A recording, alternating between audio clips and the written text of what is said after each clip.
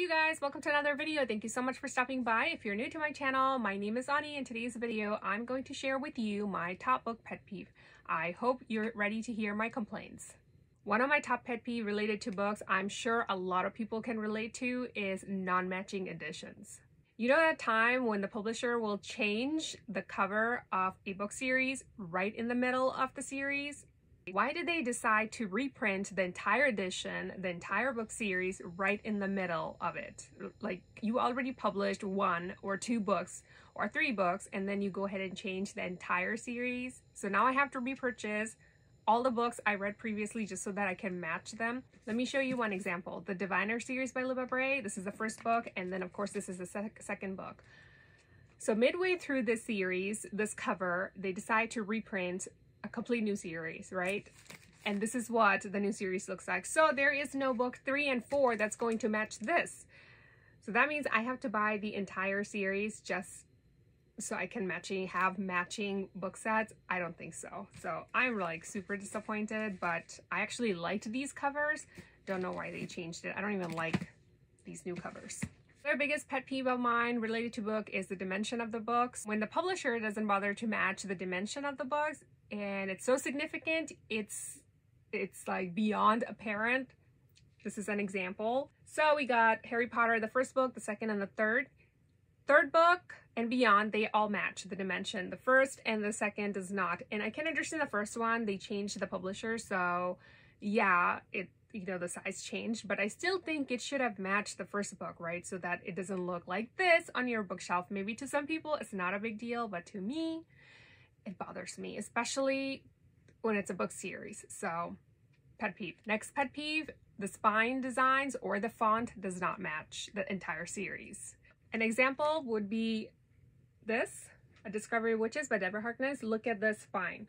These two matches, this one does not. Why doesn't this match? This is the first book. So this is what I mean. When it's on your bookshelf, it kind of is. This is not as bad as some of the other ones I've seen. I mean, other ones, they're like way too worse than this book, the series. So this is another pet peeve. And speaking of that, not putting the number on the book series, like this is book 1. What is this? Is this 2 or 3? Is this 3 or 2? I don't know. That is so annoying. I want to see what number that is, this book is.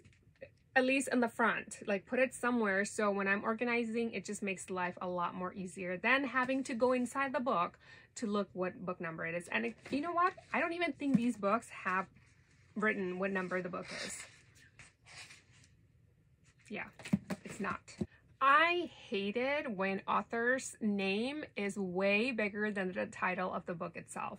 I'm gonna find some examples for you, but it is so annoying to have to, sometimes I'm like, oh, this book must be about this person, and then you realize, oh no, that's actually the name of the author. No, just no. Just give me the title of the book. I don't need you to emphasize who the writer is. I think I can read that myself. You know when you have to wait 2+ years for the sequel to come out? Yeah, another pet peeve. Why am I waiting 2+ years for book 2 or 3 to come out? By the time I already forgot what happened in the previous book. So I have to either reread the book or I have to Google the summary. Not a happy ending. I don't even know what pet peeve number this is. Permanent stickers on books. Why? You can't even get rid of this. So this is stuck forever on this beautiful cover. Why would you do this? So yeah, this needs to stop. While I appreciate the acknowledgement, however, you're just ruining the cover forever. Oh, another pet peeve. I'm sure a lot of people will complain about this. You know those book cover with that little piece missing and it's like, what do you call it? Let me Google it. It's called a step back, you know, like this. It's missing a piece off the front cover. I absolutely hate that. I don't have a book cover with me to show you, luckily, because I try to stay away from those books, especially, you know, it's always going to be a paperback.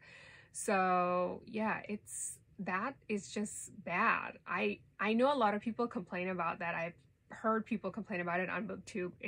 Yeah, they want their entire cover. None of it's missing. Okay, I figured out what number I'm on. I'm on number 8 on my list. So pet peeve number 8 related to books is editing. So when I buy a book and I find too many grammar mistakes or spelling, or even printing mistakes, it annoys me so much.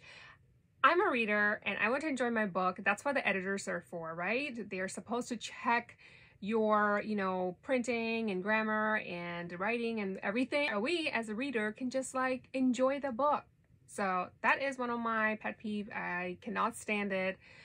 I can understand every once in a while, everyone makes mistakes and that's completely fine. However, when it's every third page, it's a nuisance. Pet peeve number 9. I hate when people say, you read too much. It's almost like they're trying to say, oh, why do you read so much? Or why do you even read when you can just watch the movie or the show?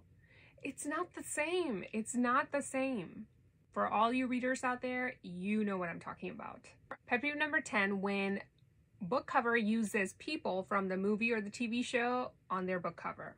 For example, however, I love Sandra Bullock and Nicole Kidman, so this was not an issue for me. I actually wanted this specific book, but all the other ones are just, yeah, I've seen some worse ones. It's not good, so I do not like it at all when they put people's face from the movie or TV adaptation on the book.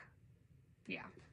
My 11th pet peeve related to books is missing dust jacket or damaged dust jacket on a hardback, because it's pretty much the essence of the books. It makes the book look pretty, so when that's damaged, you just have a hardback. That's it.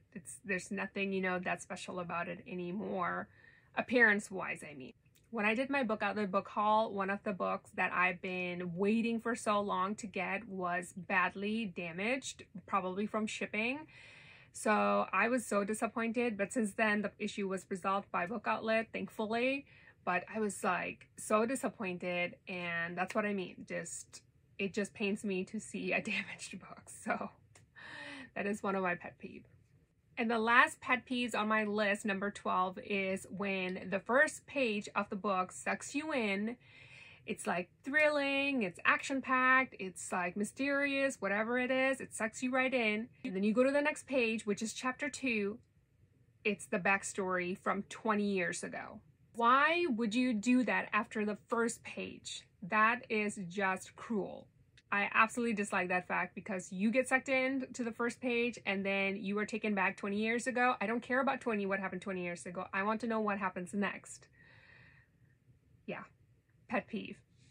Well, that's the end of this video. I hope you enjoyed it. This quick, short pet peeves, complaints of mine related to books, pretty much. Hope you give it a like if you did, and leave me comments down below. And as always, subscribe to my channel. Don't forget to watch my other videos. And as always, hit that bell icon so you are notified the next time I upload a new video. Until next time, take care.